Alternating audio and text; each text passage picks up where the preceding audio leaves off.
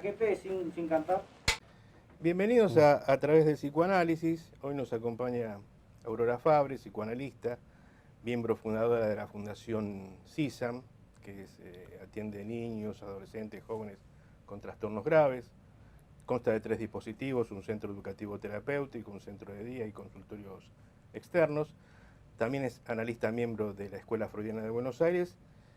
Durante 10 años dictó un seminario en la Universidad de Buenos Aires sobre psicosis y autismos, y la verdad que tiene un recorrido bastante amplio que seguramente durante el transcurso de nuestra conversación irán apareciendo las actividades que realiza. Así que, bueno, bienvenida Aurora, gracias por acompañarnos, estamos muy felices de tenerte. No, perfecto, gracias a ustedes, ¿no? Espacio de Vida, por esta propuesta sumamente interesante de poder hablar sobre autismo, ¿no?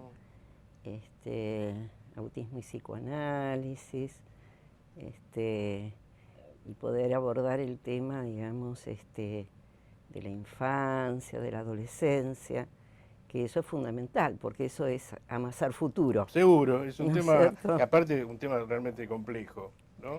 Realmente complejo. Es sumamente, digamos, complejo y en ese sentido, digamos, es un motorcito porque nos lleva permanentemente a estar como necesitando estar con otros, pensando, repensando, permanentemente, por supuesto, investigando, estudiando, pero haciendo lecturas de la clínica, fundamentalmente, ¿no? Porque seguir permanentemente preguntándonos y observando y viendo todas las cosas nuevas que traen los niños, los adolescentes, los padres, y entonces tratar de ahí digamos, de ir como acompañando y haciendo lecturas, ¿no? Para no quedarnos en propuestas anquilosadas, ¿verdad? Eso que decís ahora me parece interesante, ¿no? Porque en varios de tus textos, los principales son, me parece, estos que han publicado hace un año, o quizás un poco más de tiempo, junto hace con 2 Rubén años. Marco. Sí. Son muy recomendables. Recordame el título porque ahora no me sale. Claro, el título es un libro que consta de 2 volúmenes. Se llama Variantes de la cura en los dispositivos psicoanalíticos.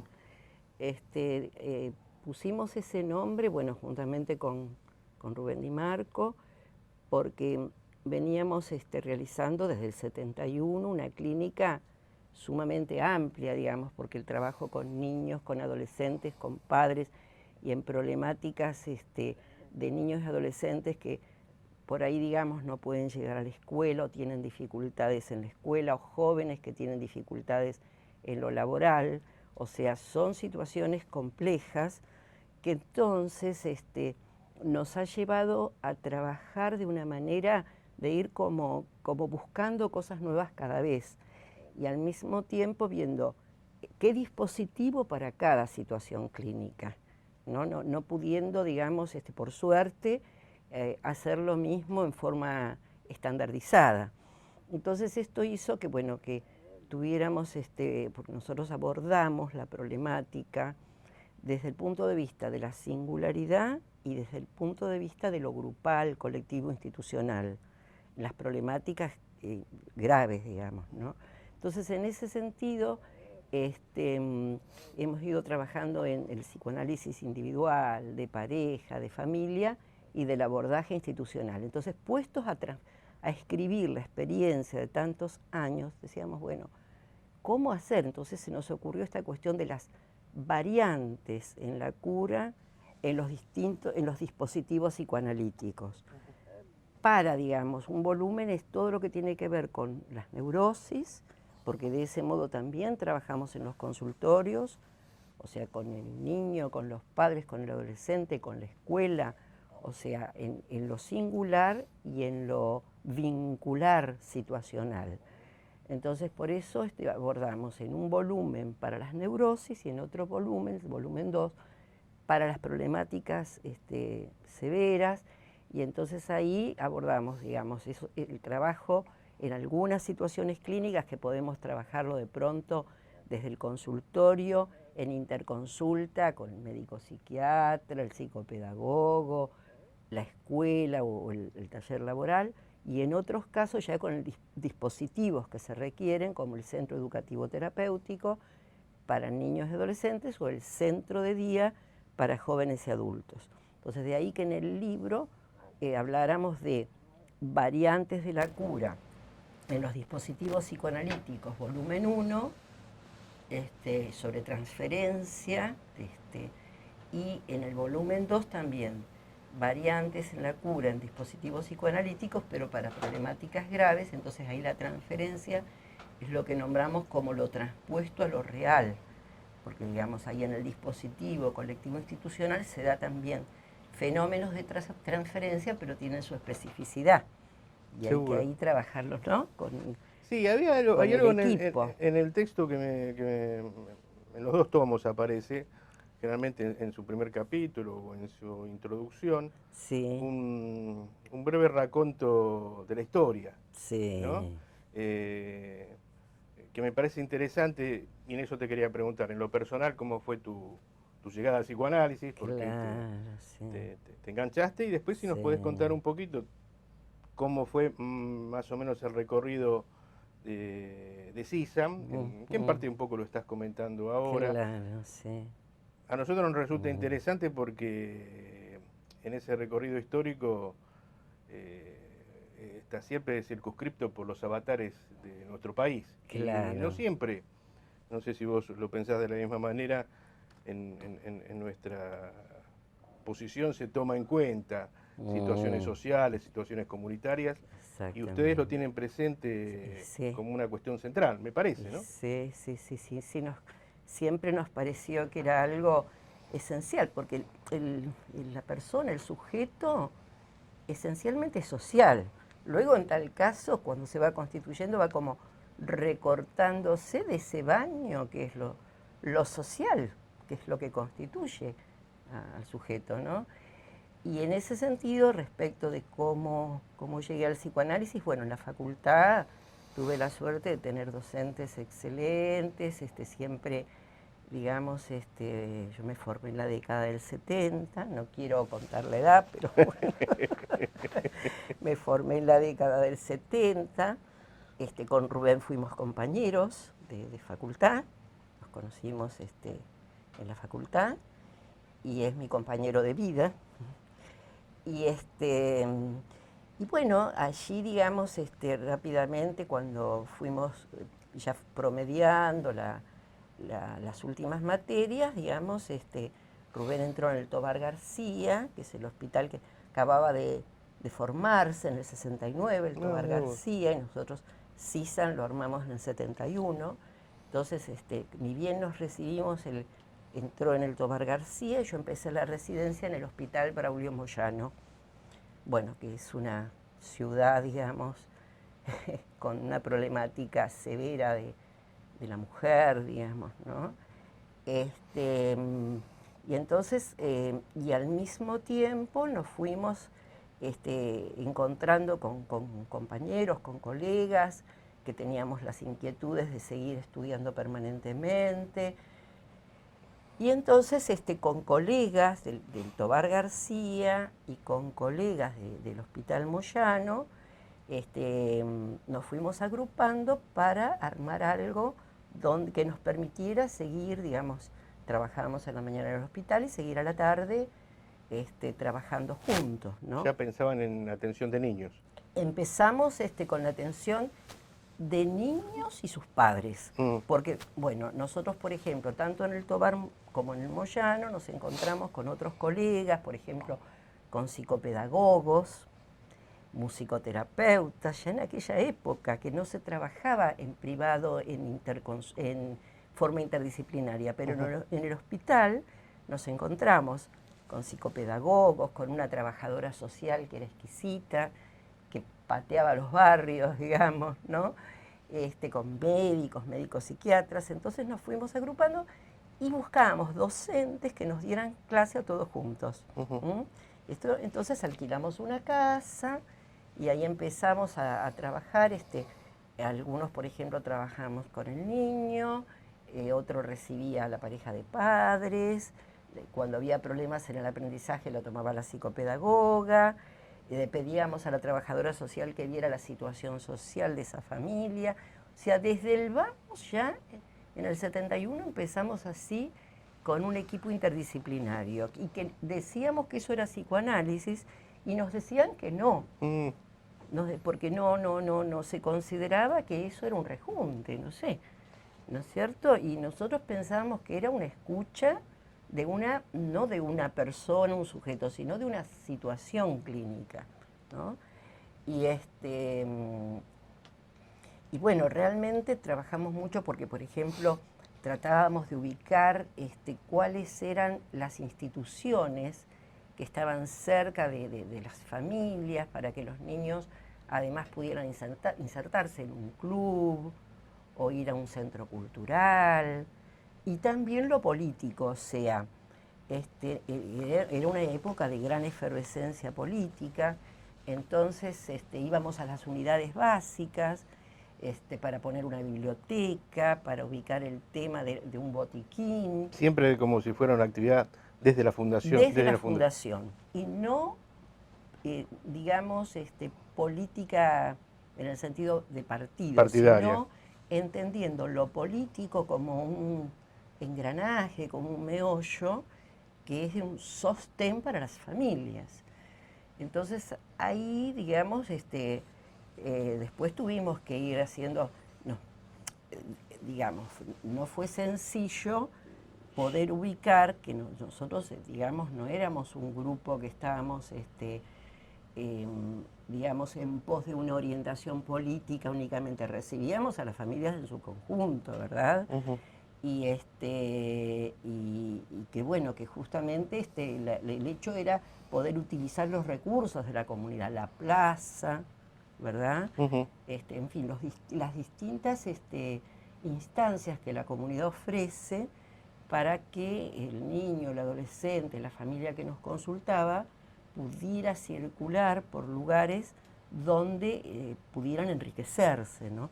Esto fue desde el vamos. ¿Y Aurora, y qué recepción tenían?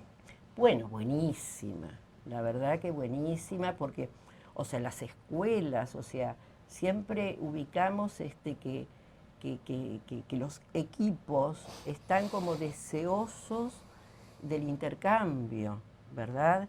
De la interconsulta, del pensar las situaciones en conjunto, no mezclando, o sea, ¿no es cierto? O sea, hemos trabajado permanentemente con las escuelas, punto tal que hoy en día en el equipo de consultorios externos de la Fundación tenemos un equipo de psicopedagogos muy importantes y un equipo grande de maestras integradoras que trabajan con las escuelas y es una cosa maravillosa, riquísima, pero sin mezclar los discursos, ¿no?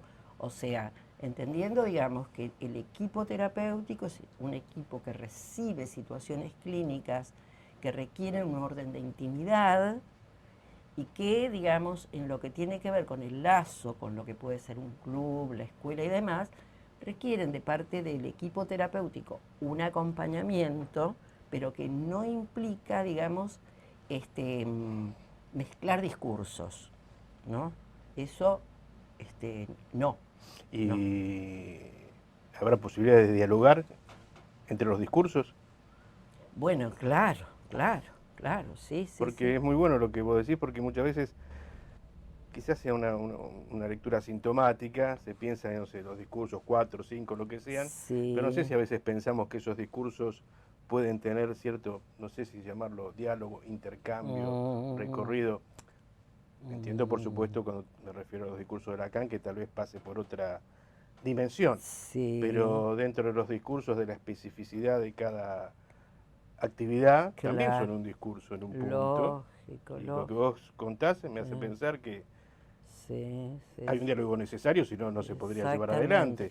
Es tan importante, Daniel, lo que vos planteas, me parece, porque desde el punto de vista psicoanalítico lacaniano, discurso es lazo social, ¿no es cierto? Discurso es lazo social en relación a lo que tiene que ver, digamos, el discurso universitario, o sea, lo que tiene que ver con con el aprender, el discurso de la estética que tiene que ver con ese motor deseante, ¿verdad? O sea, el discurso es lazo social y el discurso psicoanalítico es lo que permite que se gire aprovechando, digamos, las diferentes áreas o áreas discursivas. Ahora, por ejemplo, el trabajo con estas problemáticas complejas requiere justamente el trabajo interdisciplinario. O sea, la posibilidad de trabajar con el psicopedagogo, digamos, ¿no? Con el psicomotricista, musicoterapeuta, ¿verdad? El médico psiquiatra, interrogar, digamos, la relación entre las neurociencias, ¿verdad? Y la escucha a un sujeto, ¿verdad? O sea, que no estamos completitos, o sea, se requiere permanentemente del intercambio. Y a lo mejor esa posición o esa crítica que les hacían de que lo de ustedes era un rejunte, es una manera de pensar que el discurso puede ser completo, ¿no? Claro, Que verdad. no animarse a pensar que el psicoanálisis, bueno, Claro. también tiene sus límites. Claro. Y que lo central nuestro es la actividad clínica. La actividad clínica. Y otra cuestión muy importante es el arte, ¿no? Eso es fundamental también. Por ejemplo, nosotros en algunos momentos hemos podido hacer, organizar actividades desde la institución, desde la fundación, con personas dedicadas al arte. Por ejemplo, en un momento trabajamos con Javier, digamos, con títeres. Con Ariel Bufano. Con Ariel Bufano, que él se había formado con Javier Villafañe. Con Ariel Bufano, con lo que él llamaba el teatro callejero del San Martín. Tenía un equipo que se trasladaba a distintos lugares. Y bueno, vinieron a CISAN y entonces nos hacía, antes de hacer la actividad, que la hicimos en un centro cultural, ahí en una galería ahí en Güemes y Florida, con 60 familias, hicimos una actividad con música y títeres en una oportunidad, luego siguieron otras, y él vino con su equipo y nos hizo trabajar a nosotros con títeres para que tomáramos conciencia de qué significaba eso, ¿no? En otro momento pasó lo mismo con Hugo Midón, que él puso una obra sobre el cuerpo y entonces nos interesó mucho poder hablar con él y ver qué posibilidades había de pasarla con los chicos nuestros, y le explicábamos a él que los chicos nuestros tenían por ahí ciertas dificultades de verse a sí mismos integrados, tenían una cuestión de fragmentación corporal o de que vivían el cuerpo como un cuerpo muy rígido, como robotizado. Y entonces él comprendió esto y nos dijo que igualmente él consideraba que podíamos ver la obra con nuestros niños y luego ir viendo qué pasaba. La experiencia fue riquísima porque el arte genera algo que es el trabajo sublimatorio, ¿no? Que va más allá de ver el defecto, de ver, ¿no? de arreglarse con lo que hay y hacer con eso algo nuevo, que eso evidentemente se le transmite a los niños, a los adolescentes y quedan como contenidos en una situación. Entonces, en CISAN también trabajamos con una titiritera, y después, bueno, las distintas actividades, musicoterapia, terapia ocupacional, psicomotricidad, tienen una vertiente, digamos, artística, ¿verdad? Seguro. ¿No es cierto? ¿Lo Te quería preguntarte, volviendo a la historia, me parece algo que es relevante, ¿cómo sobrellevaron la dictadura? Porque del 76 al 83 padecimos Sí, fue impresionante. Y aparte ustedes teniendo tanta actividad grupal, política, en el sentido de que vos lo expresaste, ¿cómo si tuvieron problemas con eso? ¿Cómo lo sobrellevaron? Sí, nosotros, porque obviamente, digamos, los equipos que trabajamos con sujetos, ¿no? Los psicoanalistas y todo el equipo, digamos, con una escucha psicoanalítica en las distintas áreas y demás, tienen, digamos, un tipo de sensibilidad y de captación que es imposible sustraerse a los vaivenes y a los problemas políticos y sociales, y sobre todo cuando se está en los bordes de la crueldad. Entonces, nos mantuvimos muy en conjunto, tratando de, porque permanentemente nosotros tenemos muchas reuniones, de lo que nombramos como dinámica grupal, ¿no? Para poder elaborar todo lo que recibimos, que es reuniones de equipo, de equipo, sí. Reuniones de equipo. Entonces, bueno, también en el equipo, digamos, fue ocurriendo que, como era un equipo numeroso, en la época de la dictadura, nos fuimos encontrando, digamos, con muchas dificultades porque al ser actividades, como vos decís, grupales y demás, teníamos que empezar a ir más temprano, no permanecer hasta tarde reunidos, ¿verdad? Veíamos los Falcon ir y venir, y concretamente, digamos, dentro del equipo también, o sea, tuvimos que dejar, de tener mucho cuidado con esta cuestión de ir, por ejemplo, a las unidades básicas, porque entonces esto fue realmente tergiversado, y al mismo tiempo, digamos, tanto dentro del grupo nuestro como en las unidades básicas, empezó a haber un manejo en relación a las armas y demás que obviamente no acordábamos, porque siempre acordamos que el arma del trabajo analítico es la palabra. Entonces ahí tuvimos que ir haciendo un reacomodo. Hubo personas del equipo que fueron hacia sus consultorios únicamente, hubo otras personas que estaban muy radicalizadas y les tuvimos que pedir que se mantuvieran en el espacio político y no institucional, y estuvimos después quedándonos los que estábamos en una situación de pensar lo social, lo comunitario, pero en un sentido político crítico, permanente, digamos, de construcción, ¿no es cierto?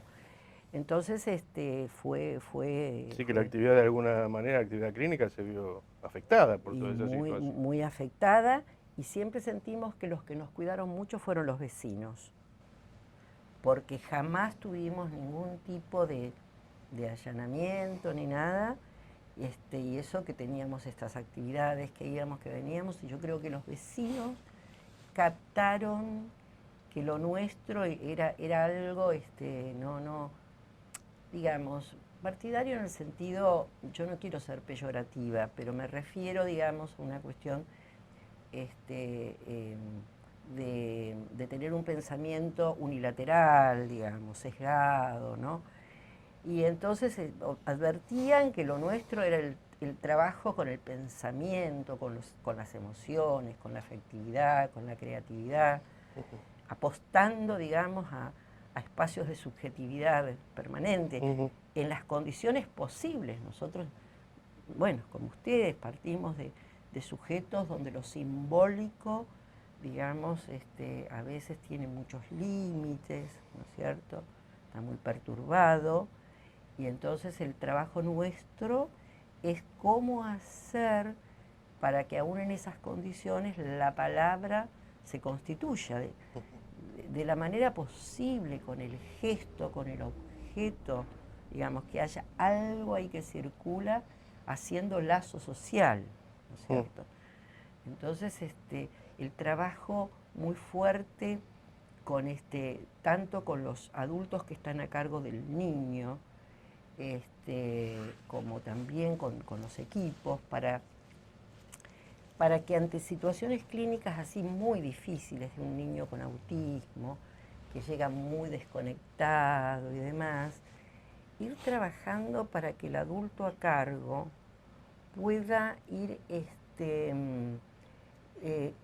ofreciéndole a ese niño un ligar, lo que el niño hace, ligarlo con los pensamientos y las emociones que el adulto tiene respecto de lo que ve que el niño está haciendo en esa escena, ya sea con ellos en la familia, ya sea con la escuela, y que el adulto a cargo, digamos, pueda transmitirle al niño esa ligadura entre lo que el niño hace, sus balbuceos, sus palabritas, sus gestos, que el adulto le pueda decir, bueno, yo siento, pienso que me estás queriendo decir esto, que estás queriendo esto, y que al mismo tiempo también pueda el adulto hacer tener una mirada y una escucha a ver si ese niño se encuentra con ese sentido que él le está dando, ¿no?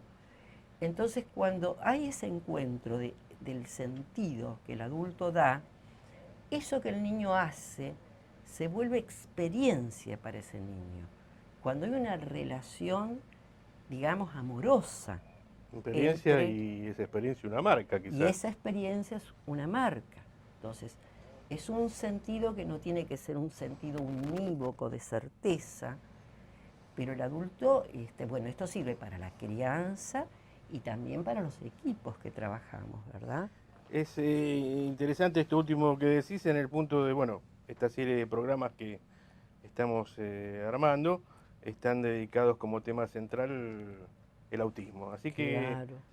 quería que nos cuentes un poco cómo pensás vos el autismo, cómo lo pensás en la primera infancia, cómo lo pensás en los niños ya más de 7, 8, 9 años. Y bueno, ¿y qué diferencias encontrás en relación a las, no sé si servirá para recorrerlo entre la psicosis, las neurosis y el autismo, para poder un poco establecer, no sé si distintos polos, pero bueno, ¿cómo lo pensás? Claro. Bueno, en realidad, digamos, pensar el autismo es pensar ese tiempo precioso de la infancia, ese tiempo de la crianza, digamos, donde esto, ¿no? Que decía, lo que hablaba de la relación, porque el niño, entendemos que el niño está ocupa un lugar que es el nudo de un conjunto de relaciones, ¿no es cierto? Está como en el lugar del nudo en la estructura, entendida la estructura así como un conjunto relacional, ¿verdad? Entonces, ahí lo importante es ir viendo, digamos, cuando nos consultan, o sea, si la consulta es precoz, en niños pequeños, bueno, ahí, digamos, es muy rica la experiencia para recibir al niño, recibir al padre, a la madre, el adulto a cargo, digamos, ¿no? Y no con encuadres rígidos, porque justamente en el autismo lo que se dan son situaciones donde el niño va quedando por lo que llamamos como fuera de discurso, en el sentido que no va pudiendo entrar en el lazo, en el vínculo. ¿Qué fenómenos clínicos a vos te hacen pensar que se trata de un autismo en la observación de los niños? Claro, cuando se da, digamos, hay situaciones donde se da un autismo primario, ¿no es cierto? Donde de pronto puede ocurrir que hayan habido ciertas vicisitudes en el momento, digamos, del advenimiento del niño, ¿verdad? O bien previo, digamos, situaciones muchas veces de caída de lo libidinal, situaciones de depresiones graves en el entorno, ¿verdad? Que lleva a que ahí los adultos no estén con una disponibilidad libidinal para este baño que debe darse, digamos, cuando adviene un niño, que es un baño por un lado, de amorosidad, de afectividad y de sentido. De un sentido que no es un sentido exterior, sino esto que decía, digamos, que el niño pueda ser incluido, digamos, en los lazos generacionales, de alianza, de filiación, ¿no? Y esto no siempre es posible, porque para eso los adultos tienen que estar bien para poder lograr eso. Y cada vez es más difícil tener esa tranquilidad como para poder alojar a un niño e irlo además de darle la comida, el aseo, lo que necesita, darle esto que eso es el otro alimento, que es el alimento que hace que un niño ingrese en el orden de lo simbólico. Y lo simbólico entendido no solamente como la inteligencia, sino la inteligencia amasada en la afectividad. Y eso es algo que se va constituyendo en el tiempo de la crianza, en la medida que se le da al niño una mirada, una escucha, se le habla a él respecto de lo que está diciendo o haciendo con sus gestitos, con sus movimientos. Esto es que el niño queda entonces de esa manera incluido en un orden de significación que no tiene que ser cerrada. Esa es la diferencia con la psicosis. Porque, digamos, esto lo nombramos nosotros en autismo como la posibilidad de una operatoria que nombramos como alienación a los significantes del otro, o sea que este sentido que el otro da a los gestitos del niño, a los balbuceos, a sus palabritas, a sus movimientos, es un sentido que hace que el adulto sienta que el niño les está queriendo decir algo, como una anticipación a que luego verdaderamente el niño diga algo. O sea que ahí se constituye la demanda. Demanda es eso, querer entender que el otro está queriendo decir algo y que hay una respuesta a que lo que el niño está queriendo decir. Y esto es algo que el niño, mientras se va criando, en los primeros tiempos, esa matriz de simbolización la incorpora. Quiere decir que eso se va como identificando a los otros del amor, significativos para él, y eso va armando un sistema interno que es un sistema como una columna vertebral de significantes, y que es lo que hace que un cuerpo sea habitado por el lenguaje y se constituya como un cuerpo resonador. ¿Qué quiere decir? Ese es el cuerpo pulsional, que cuando el niño entonces habla, siente que es escuchado, y cuando le hablan siente que realmente está emocionándose con eso que le dicen, y eso es un lazo que se constituye. Ahora, en psicosis, o sea, por eso decimos que en autismo hay dificultades en la constitución, digamos, de esta función, que es la función de que el lenguaje sea significante, ¿no? El niño, digamos, tiene un lenguaje ecolálico en la infancia, en el autismo. No se encuentra en lo que dice con una representación de sí en relación a los otros. No produce sentido, podríamos decir. No produce sentido. Y a diferencia de lo que ocurre en psicosis, donde esto se constituye de una manera cerrada, endogámica, es un sentido como muy en clave para ese grupo, que no remite a una serie para todos, a una terceridad, que eso es lo que los psicoanalistas nombramos significación fálica. El falo, digamos, no es un órgano ni nada, es un orden tercero, ¿no? Que es una serie en la que entramos todos allí, ¿no? Esto en psicosis está complicado, digamos, pero es un orden cerrado. La operación sentido se produce, para decirlo de alguna manera. Se produce sentido, pero queda como apresado a ese sentido unívoco, y lo que no se da es la operatoria de separación. Entonces ahí el niño con esta problemática, rasguña, muerde, no como siendo agresivo, sino como un intento de separarse del otro, ¿no? De encontrar un lugar que no está encontrando, ¿no? Y entonces son, todo esto, digamos, que son ¿Esto último que dijiste lo pensás en relación al autismo? A la psicosis. A la psicosis. En autismo también se dan, pero se da más bien este tipo de mordeduras, de rasguños, como un modo de intentar producir una marca donde no la hay, digamos, ¿no? de sentir un cuerpo que en realidad es un cuerpo que tiene dificultad para registrar el equilibrio, el dolor, el frío. Ustedes enfatizan mucho en el texto que no hay cuadros puros, digamos, para decirlo de alguna manera, Claro, ¿no? tal cual. Y un poco esto que estás Sí, sí, diciendo puede sí, hacer sí. pensar que Sí, sí. Y algunas que los, conductas se comparten en distintas, sí, no sé si que llamar estructuras. lógico, seguro. Y que los diagnósticos tienen que ser, sobre todo en la infancia, presuntivos, También. abiertos, ¿no?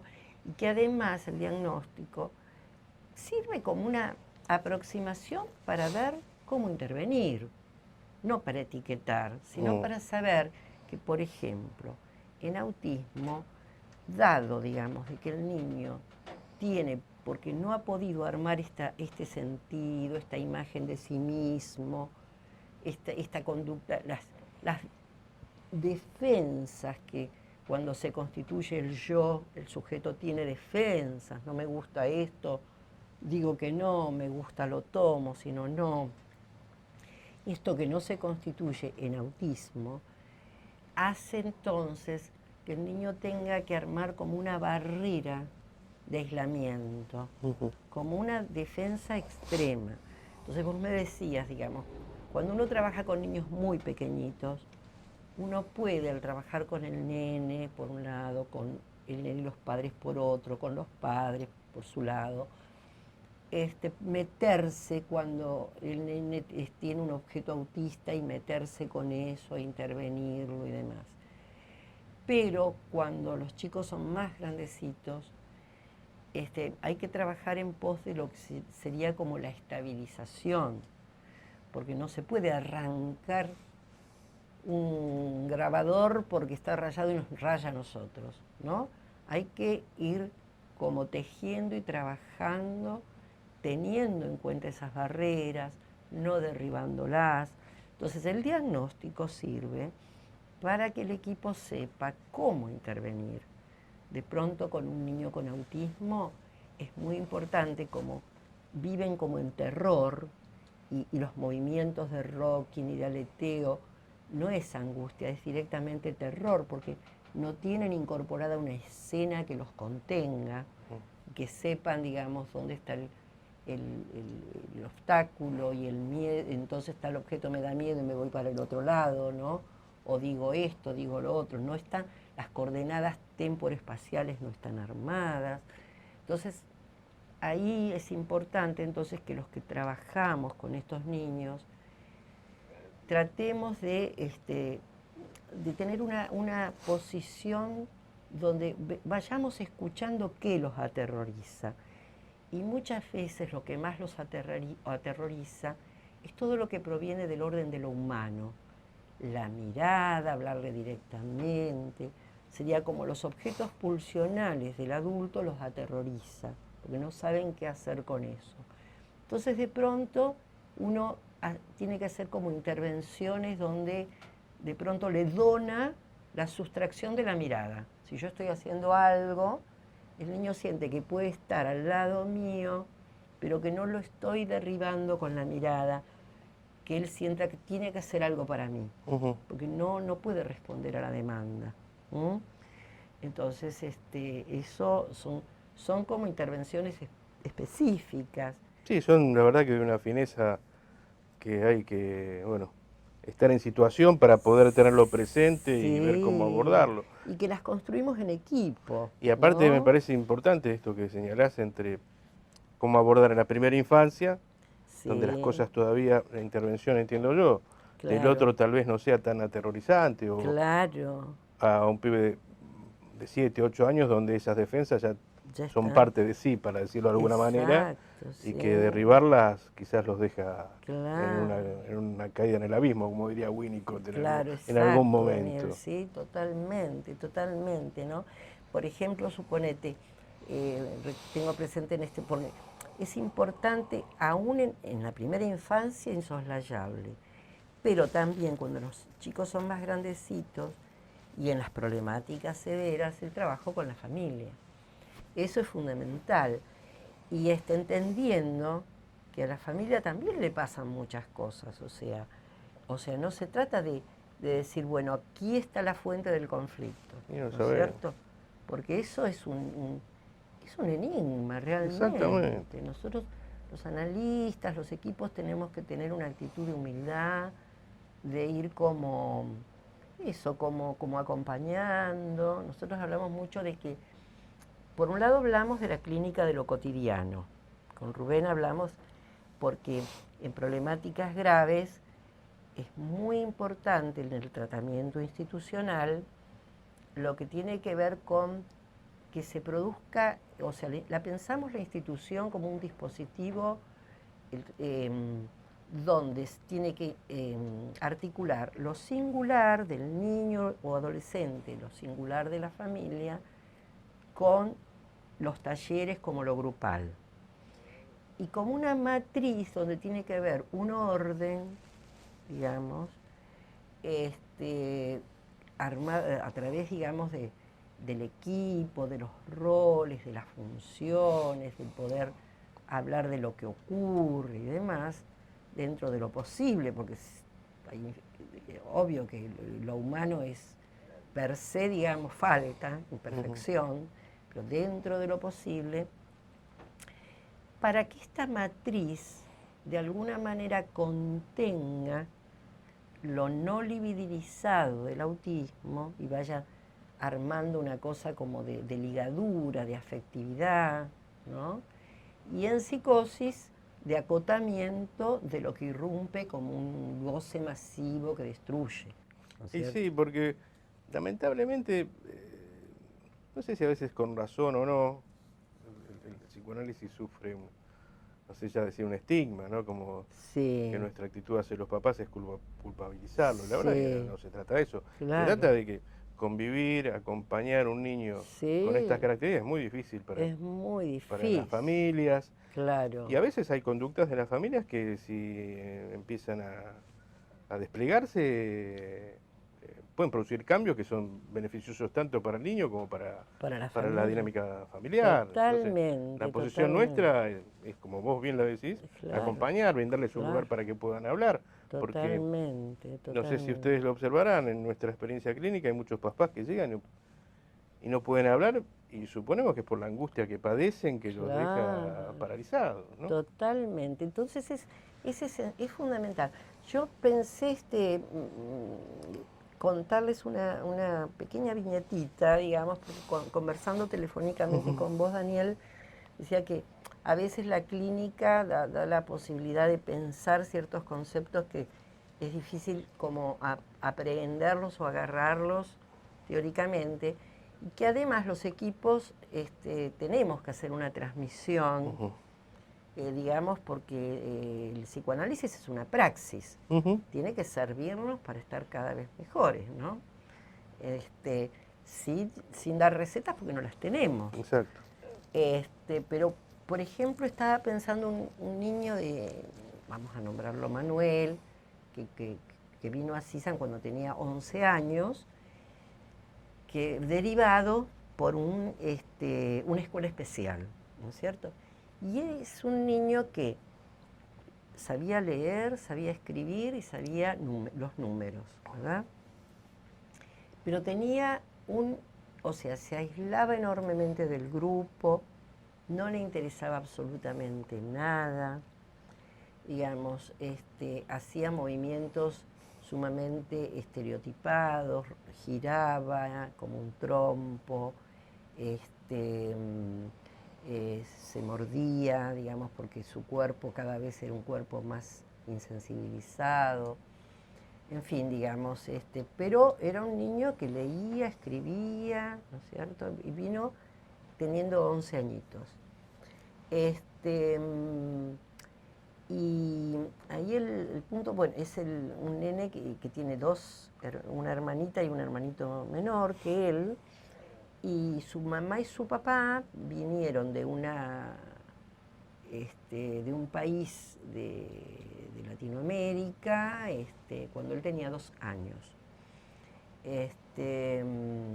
Su mamá tiene un grupito de hermanos, pero había perdido a su propia madre a los 15 años. O sea, una mamá, digamos, sin modelo, digamos, ¿no? Muy armada, muy solita.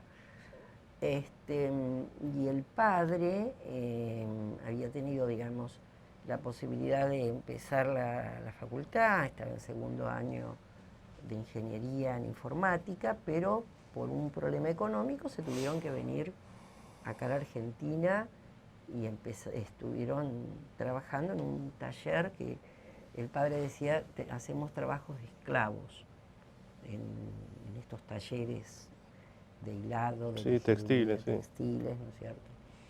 Entonces, la mamá hubiera querido estudiar y por esta situación tampoco pudo. O sea, papás con deseos de poder estudiar, de poder armar algo en el orden de como un progreso, y que esto fue trunco, no fue posible, y vinieron acá en condiciones muy difíciles. Entonces, cuando comienzan, hacemos, digamos, entrevistas como de admisión, cuando nos consultan para que un niño ingrese al SET.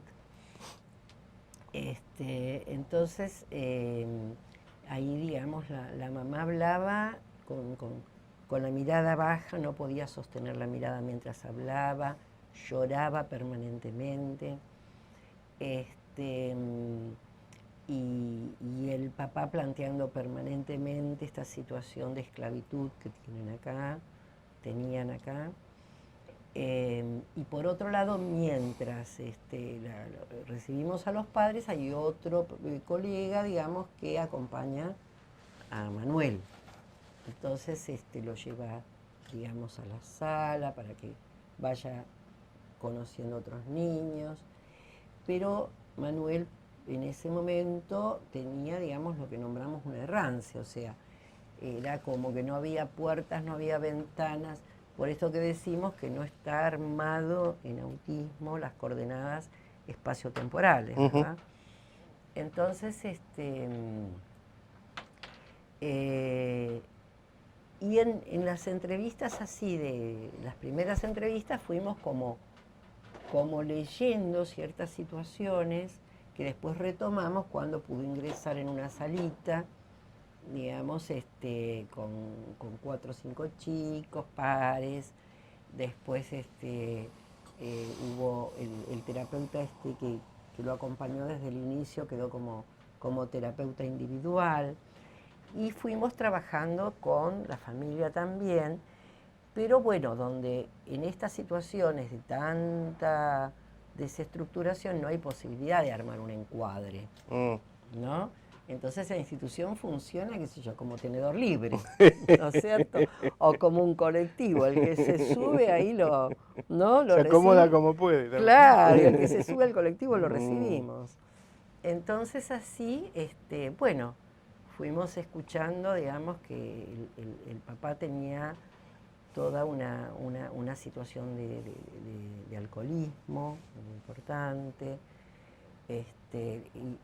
y la mamá, digamos, una extrema depresión, cuando cuenta que ella estaba encerrada, sola, a oscuras, que lloraba permanentemente, cuando le dijeron que el niño tenía autismo, que estaba sola. Entonces le dijimos, bueno, sola, ¿y Manuel? Y sí, Manuel estaba al lado de ella, pero estaba todo el día frente al televisor, escuchando música, gritando, y la mamá ahí refiere que todo lo aprendió solito el nene. Todo aprendió solito, porque ella estaba caída, digamos, ¿no? Ahí se escucha claramente, dice, él aprendió a usar los aparatos, aprendió todo solo, ¿no? Y el papá dice que lo ponía al lado de, cuando él estaba en la máquina trabajando, lo ponía con una pizarra al lado y le iba enseñando los números, ¿cierto? Primero del 1 al 10, después del 10 al 20, hasta el 100, hasta el 1000. Bueno.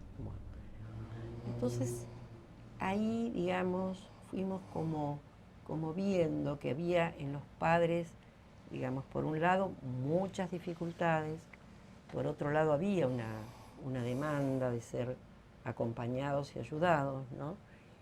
Y fuimos haciendo, digamos, ciertas, entró Manuel a una salita, entró a trabajar con el terapeuta individual y ahí empezó a aparecer mucho la cuestión de los rasguños, ¿no?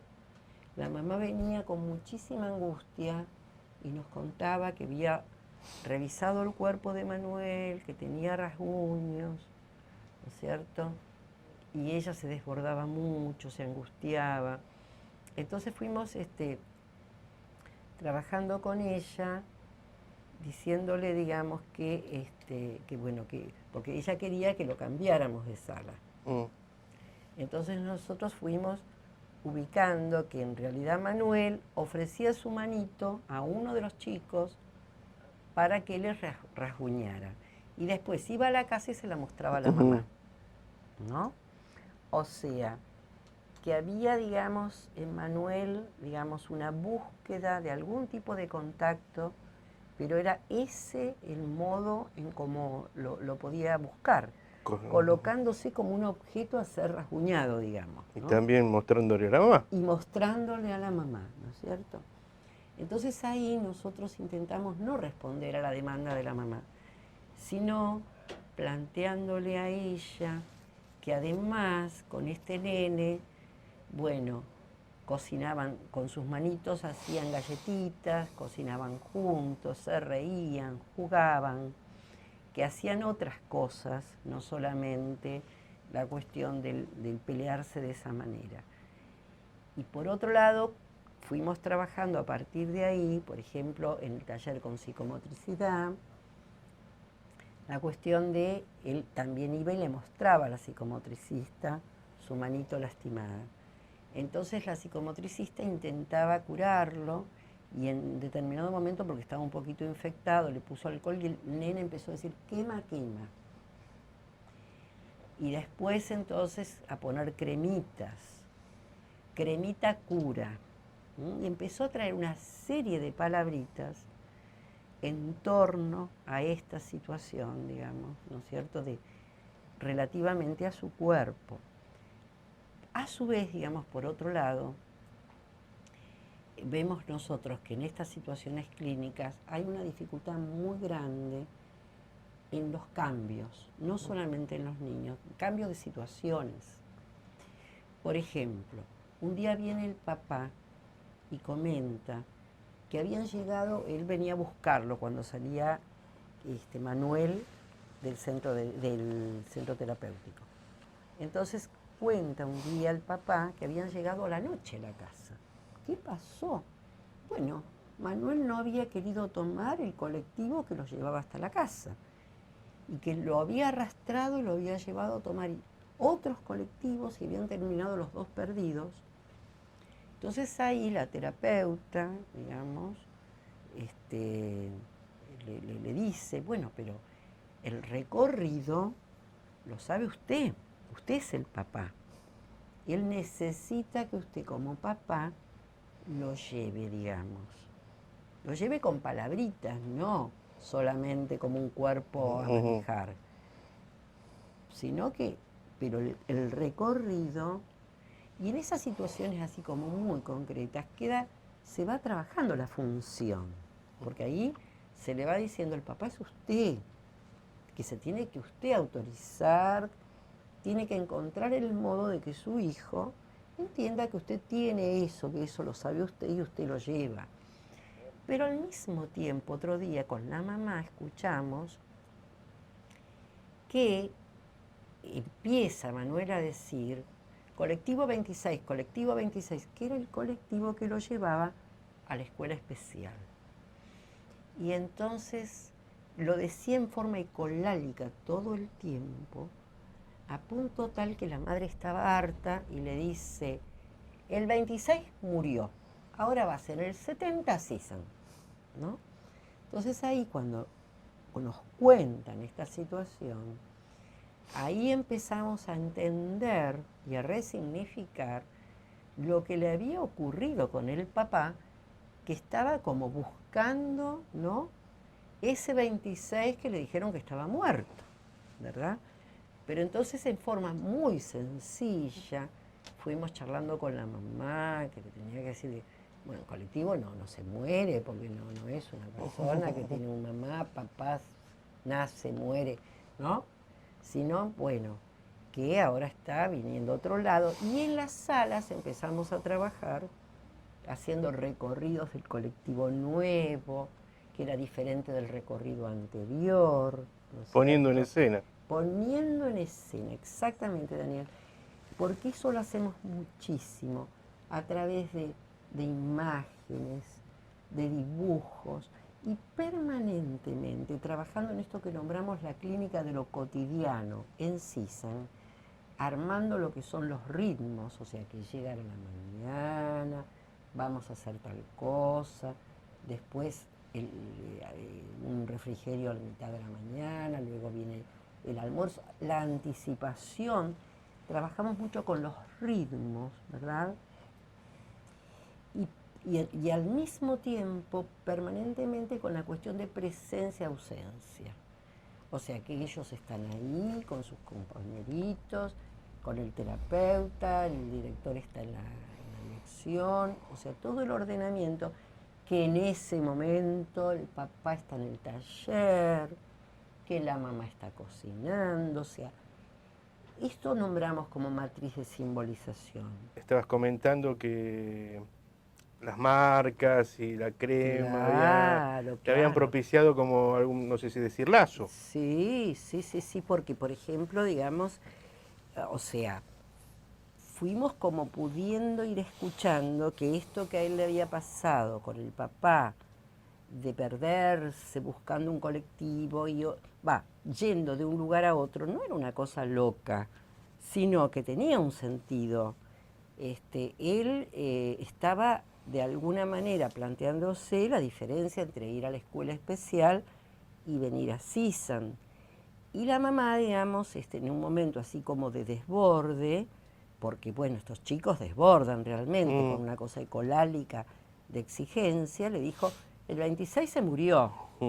Entonces, cuando pudimos trabajar esta situación con la mamá, con él, con el papá, de que en verdad, digamos, era un cambio, y que no era que el 26 era un colectivo que se había muerto, sino que en realidad era el pasaje de una situación, de una experiencia a otra experiencia, y que la importancia de trabajar, digamos, con estos cambios y con lo que implica de elaboración, de cuando se está en un lugar, se deja ese lugar y se pasa a un nuevo lugar, esta cuestión de trabajar con lo que es la presencia y la ausencia, que ahora en este tiempo ya estaba en CISAN y no estaba en la escuela especial.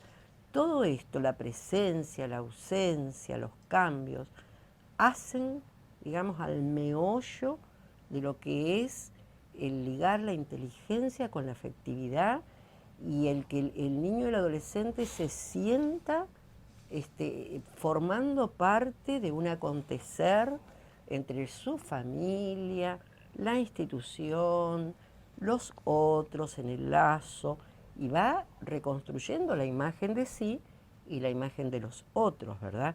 Entonces, cuando trabajamos esto con la mamá, con el papá, que era un cambio, es interesantísimo porque la madre empezó a traer otras cuestiones, por ejemplo, de que cuando estaba en la escuela, Manuel se ponía la mochila los sábados y los domingos. Y entonces los padres empezaron a armar que, bueno, que ahora la mamá le decía a él que le iba a lavar la ropa el sábado con la que venía a CISAN y que la planchaba el domingo. Y se fueron armando jalonamientos temporales y espaciales y los papás empezaron a traer que él ahora ubicaba cuando era sábado, domingo, que era que no venía a CISAN, a partir de estos objetos que la mamá fue ella armando con él, que iba a lavarle la ropa un día, se le iba a planchar otro día, ¿verdad? Pero todo esto fue algo que los padres fueron armando conjuntamente con nosotros, porque nosotros también les contábamos cómo estábamos tomando lo de los recorridos en la sala, cómo estábamos trabajando la situación con el compañerito, ¿no?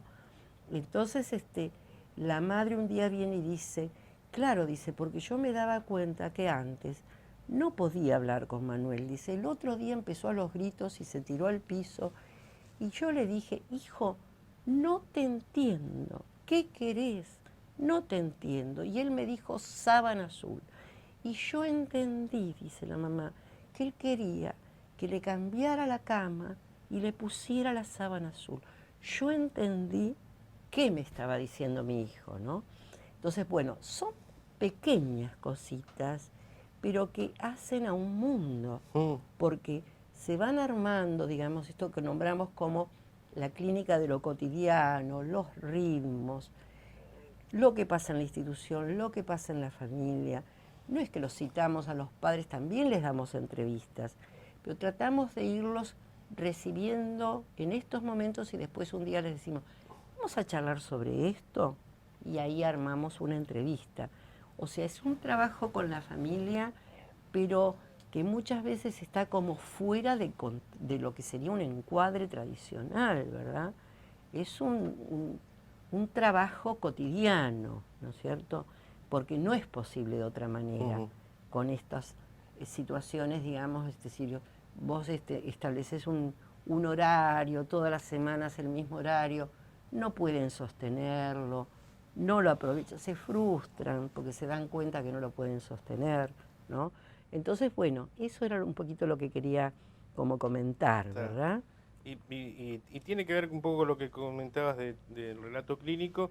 Hay algo que enfatiza bastante también en el texto como recurso clínico, que es el armado de una escena. Ajá. Quería que nos cuentes un poco cómo lo Perfecto. piensan Perfecto, perfecto. y su eficacia, ¿no es cierto?, en el trabajo Claro, clínico. perfecto, Daniel, porque, digamos, como que te agradezco la pregunta, porque nosotros trabajamos muchísimo con lo que nombramos la escena clínica, pero que esencialmente tiene que ver con este meollo que es que el adulto a cargo, digamos, tanto los padres como el equipo, pueda ir como tomando lo que el niño o el adolescente dice o hace y ligándolo con sus propias, me refiero a las emociones del adulto y a lo que al adulto se le ocurre que ese niño o adolescente está queriendo decir en función de lo que está aconteciendo con el grupo de pares o lo que está aconteciendo con la vida institucional, lo que ocurrió el día anterior, lo que se le dijo que va a ocurrir el día siguiente, ¿verdad? Y entonces, con lo que cada niño o adolescente trae, digamos, ahí se tiene que ir como armando la actividad cada día en función de esa singularidad de ese niño, ese adolescente, en relación al grupo de pares, digamos, ¿no? Porque eso nombramos escena, en el sentido de que es un armado con los elementos que aparecen, como si fuera una obra de teatro, con los elementos que aparece en una actividad y un hacer con sentido para cada uno de los integrantes del grupo. Esto es muy difícil porque, por ejemplo, hay muchos chicos que salen de la sala, ¿verdad? Pero no porque salgan de la sala, tienen que salir de este trabajo de captación que tenemos que hacer, de preguntarnos qué pasó en ese momento que este joven salió de la sala, ¿no es cierto?, para podérselo devolver a él con un orden de sentido para que pueda retomar la actividad, porque por ahí, digamos, salió de la sala interrumpiendo lo que estaban haciendo porque otro chico tomó el material de él y no pudo de alguna manera encontrar un modo de defenderse. Como por ejemplo, volviendo al caso clínico, la mamá, cuando pudo entender que Manuel ponía la manito para que el compañero se la rasguñara y que no se trataba de romper ese vínculo, sino de incrementarlo con otras cosas, con las cosas que hacían juntos y demás. La madre viene un día y dice, porque yo quiero que mi hijo se aprenda a defender. Captó que su hijo, para buscar un vínculo, se colocaba como objeto. Entonces, La escena es la posibilidad de que cada niño adolescente vaya comprendiendo que lo que hace tiene un sentido. Y para eso nos valemos de lo que cada uno trae. Por ejemplo, uno trae el diario y lo ojea automáticamente. Entonces, bueno, tratamos de recortar alguna cosa que sea interesante para todos y la ponemos, la ponemos en un pizarrón de pronto. Lo que cada uno trae nos permite ir armando, digamos, una escena que tenga algún sentido, digamos, ¿no? Justamente lo que vos marcabas antes como imposibilidad, que eran a veces palabras, la ecolalia, que no encontraba su sentido. Claro. Esto de la escena, bueno, es una búsqueda de que Claro, algo de esto se pueda armar. exactamente. Por ejemplo, en el caso de la situación de Manuel, que él sabía los números, bueno, íbamos trabajando día a día, cuántos son en el grupo, el que faltó, entonces ahora, y iba y le contaba al papá, que el papá era el interesado en enseñarle números, y le dijimos al papá que íbamos a trabajar con los números, pero que tenga un sentido para él. Entonces el papá empezó a hacer las listas del supermercado con él y a ver, digamos, los precios, si uno costaba tanto, lo otro costaba menos o más. Empezó a hacer ese trabajo con Manuel. O sea, nosotros lo que procuramos es contarle a los papás lo que los chicos están haciendo con nosotros. Y los papás también van pudiendo como inventar algo en la casa. Y nos pasamos esos saberes, digamos, ¿no es cierto? A los fines de poder ir armando como cierta ligadura entre lo que el chico hace en la institución, con los pares, y lo que hace en la casa. Y todo esto lo recuperan también con el terapeuta individual. El terapeuta individual en muchos casos trabaja también con los padres, en otros no, o sea, solamente con el niño y otro terapeuta con los padres.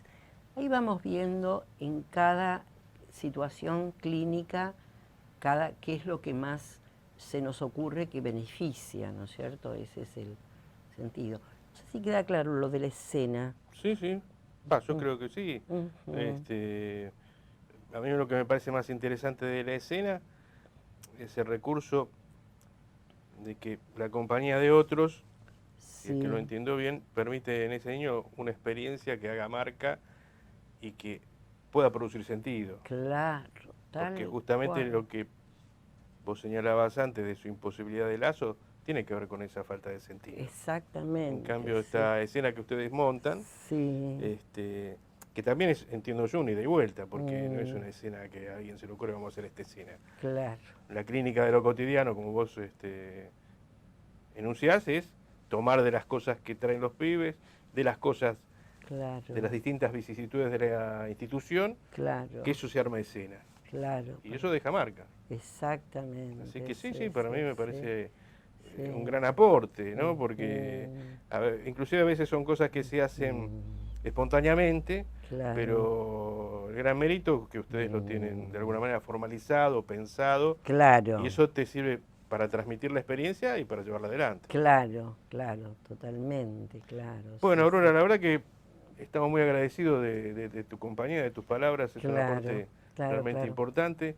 Espero que lo hayas pasado bien vos Sí, también. yo también estoy muy agradecida porque la verdad que poder hacer circular, digamos, ¿no? Lo que uno va como pensando, reflexionando, y con colegas que estamos en lo mismo, digamos, ¿no? Es sumamente enriquecedor. Yo también les agradezco la oportunidad, ¿no? De estar acá charlando con ustedes. Bueno, y a todos ustedes muy agradecidos y los esperamos en el próximo programa. Hasta la próxima.